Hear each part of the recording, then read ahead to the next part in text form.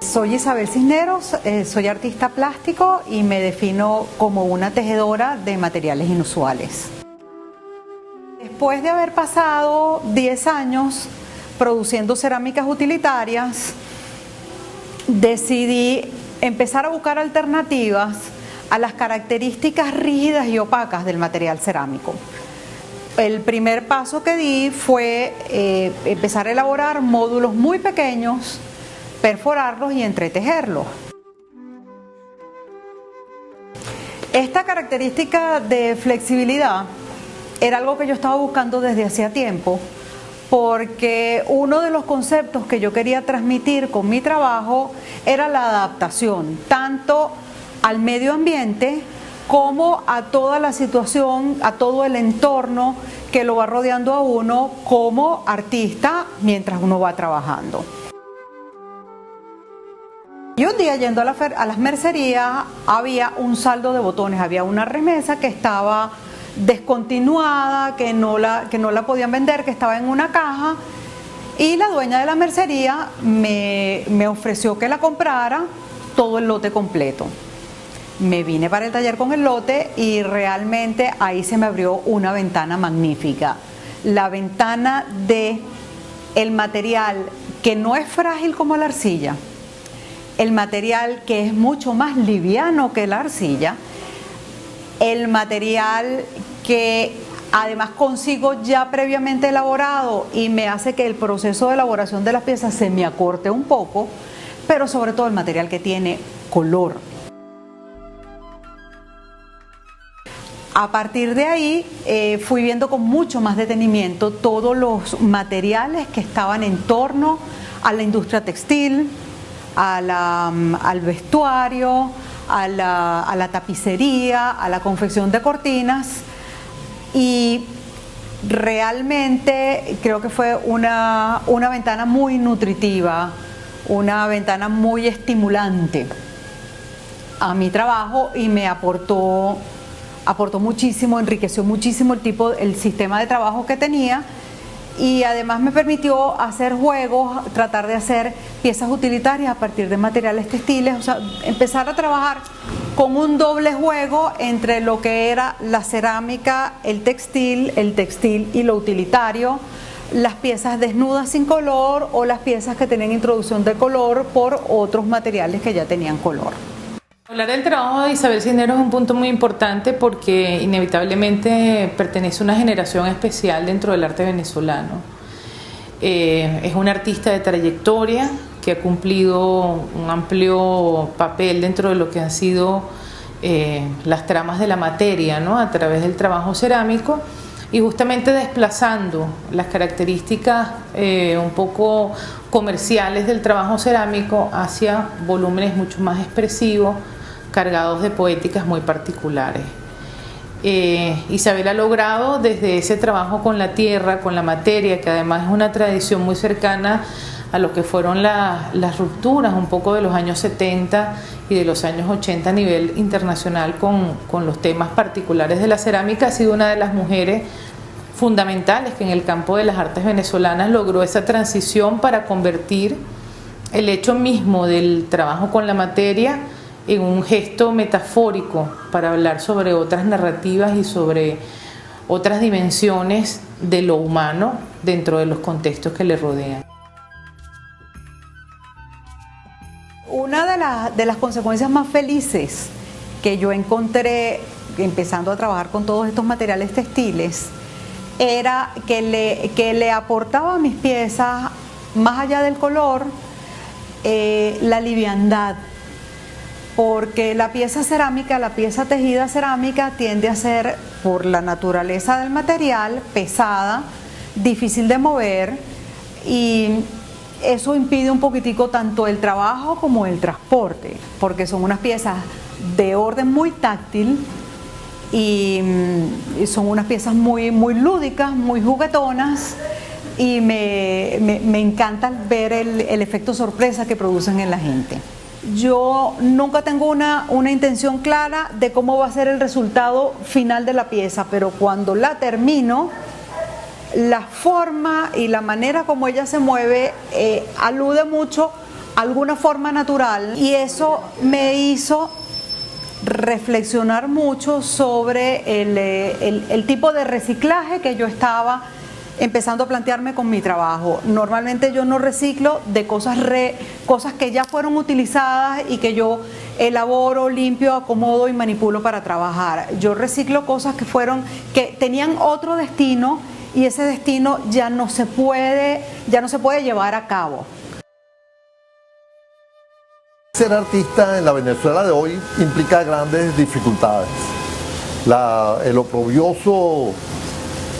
régimen de control centralizado que ha sometido todo a los edictos del poder afecta los procesos creativos individuales. Ha dejado a los artistas no como parte de un colectivo vibrante que pudiera estar apoyado por procesos que promoviera el Estado, sino como gente que trata de sobrevivir a las circunstancias que actualmente vive el país. La situación actual económica del país nos ha hecho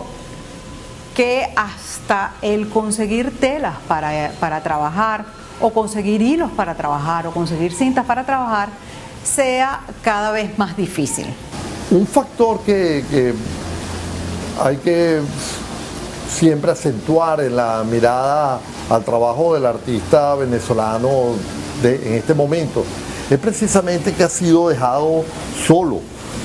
en su taller, no es hoy día apoyado por una estructura de posibilidades y recursos por parte del Estado. No solamente aquella que tiene que ver directamente con las artes visuales y su entorno, como es la labor de los museos, la existencia de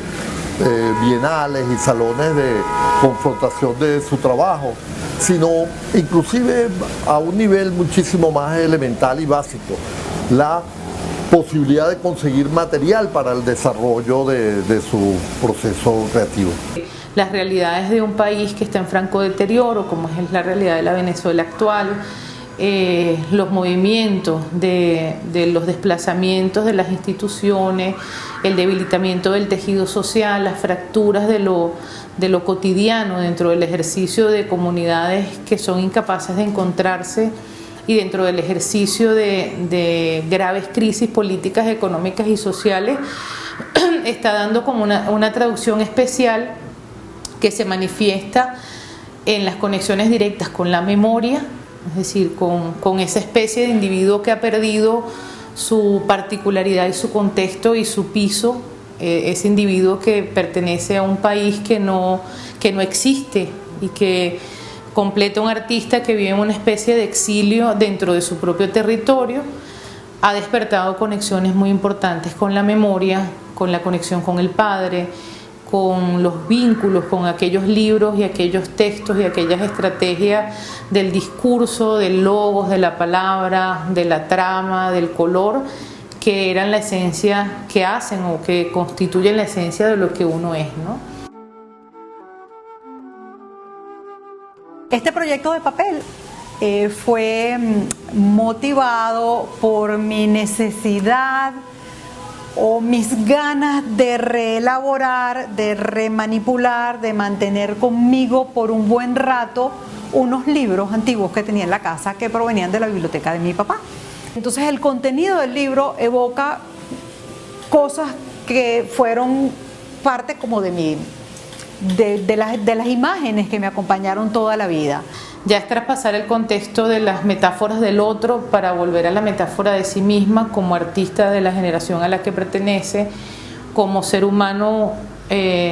expropiado de sus propias raíces dentro de su territorio y construyendo a través del ejercicio y de la trama minúscula, ¿no? Esos vínculos, ese tejido, ese bordado, esa hoja de papel, esa conexión con lo que se es, con lo que uno recuerda, uno es, para tratar de manifestarlo en la obra. Desarmando y manipulando los libros de mi papá, yo detallé lo que eran los lomos de los libros cosidos. Eso evocó en mí recuerdos de cómo se producen los trabajos de nido de abejas, los ensartados de diferentes pliegues de tela, y eso hizo que aproximara el trabajo por esa vía. Todos los procesos textiles me llaman la atención como curiosidad, nunca los he estudiado formalmente. Y en cerámica sí tuve una formación paralela en escuelas de arte, en talleres pequeños, en el taller de Cándido Millán, en el taller de la Asociación de los Artistas del Fuego, pero nunca tuve la posibilidad, porque aquí no existe, de estudiar arte como una carrera.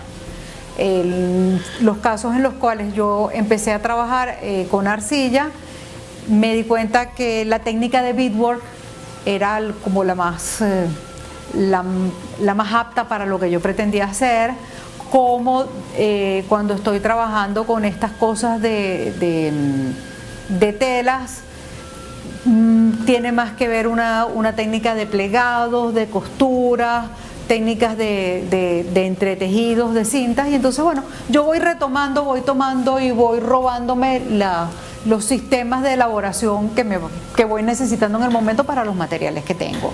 Normalmente coloco el material enfrente y empiezo a probar por una vía, por la otra, por una vía, por la otra, armo, desarmo sin pudor, boto sin pudor, lo que no me gusta lo boto, y bueno, y ahí voy ensayando hasta que logro lo que yo considero que es óptimo para el material que tengo. He invertido grandes horas de tiempo averiguando, viendo, curioseando ropa, cómo se fabrica la ropa, ver tutoriales de cómo se hacen las cosas, pasarelas de alfombras rojas,